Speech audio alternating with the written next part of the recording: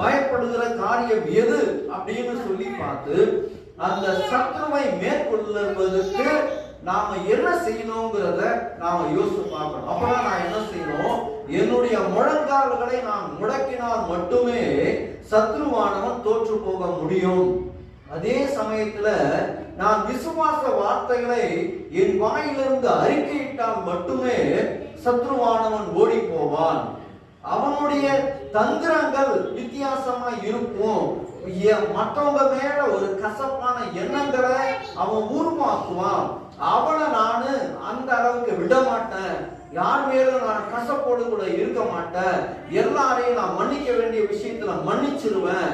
எல்லாரோடும் கூட நல்ல சமாதானமா இருப்பேன், சந்தோஷமாக வாழ்வேன், நான் துக்கமாக இருக்க மாட்டேன் அப்படின்னு நமக்குள்ளேயே நம்ம ஒரு எண்ணங்களை கொண்டு வந்தால்தான் அந்த சத்ருவானவன் நம்மளை மேற்கொள்ள முடியாது. அவனை நம்ம மேற்கொள்ள முடியும். அதுதான் ஆண்டவர் சொல்லுகிறார், மனதை அடக்குகிறவன் உத்தமன். பட்டணத்தை பிடிக்கிறது ஒரு சாதாரணமான விஷயம்.